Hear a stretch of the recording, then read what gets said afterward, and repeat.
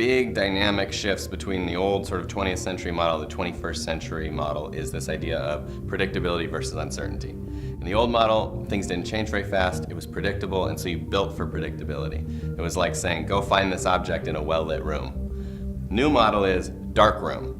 Who knows where the object is, and how do you behave, how do you operate in that uncertainty? Smaller moves, more frequent, more communication, more letting people know where you stand. That's the idea. So there's sort of this acceptance, this tacit acceptance of uncertainty in a responsive organization that says, not only is it complex, but it's unknowable. Things are faster, but they're also more interconnected. So what happens in a far-off location in an area that otherwise wouldn't affect you now is connected. And when you combine the two, speed and interconnectedness, suddenly you have this unpredictability. So you don't know what tomorrow will be like. You don't know what next week, and you certainly don't know what next year is like.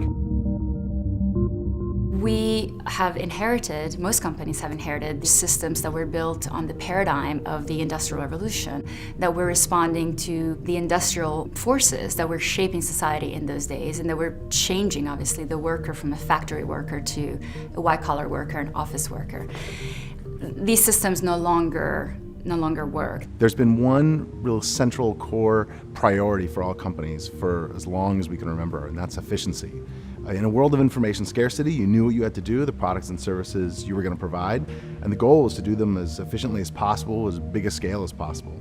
Well, today we really feel that incongruence because in a world of information abundance, we get instant feedback on everything we do. And so you've got to have adaptability to respond to changing conditions so organically. It has to be in the DNA of the organization so that it doesn't have to come from top-down directives that says, now we are going to produce a new version of this. Instead, it allows the organization to learn and adjust or adapt automatically.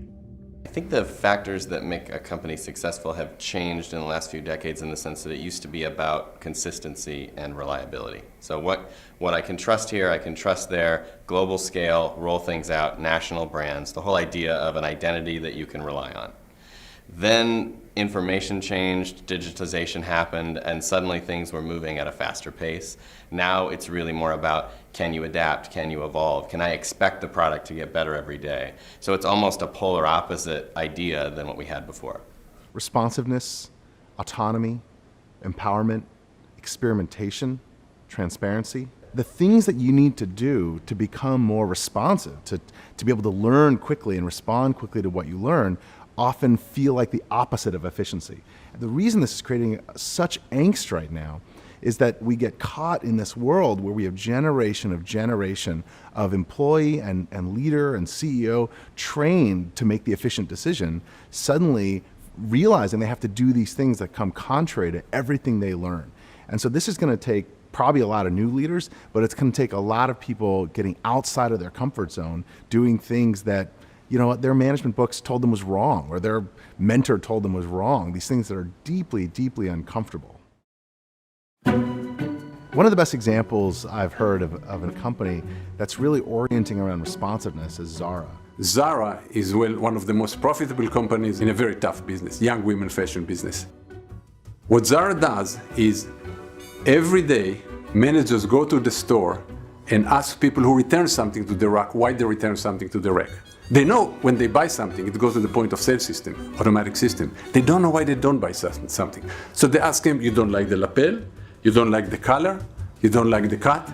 And they put all this information into an information system and they run it every night. Once in a while, they find a trend. You know, everybody doesn't like the lapel. The trend is fed immediately to a design center, and designers have the authority to redesign the garment, send it to manufacturing, replenish the store. They realized that if they didn't run their factories at full efficiency, it allowed them to jump in the line and put stuff for manufacturing quickly. So they run their factories at like 75, 80%, so that at any moment they could do a quick run of something new. You would never do that if what you were focusing on was efficiency. But they're focused on responsiveness, and so they're making these wild choices. It takes them 3 weeks to do this process. It takes every other company about 9 months to go through this process. Decreasing the cost of failure, increasing the rate of experimentation, making themselves much more responsive. you.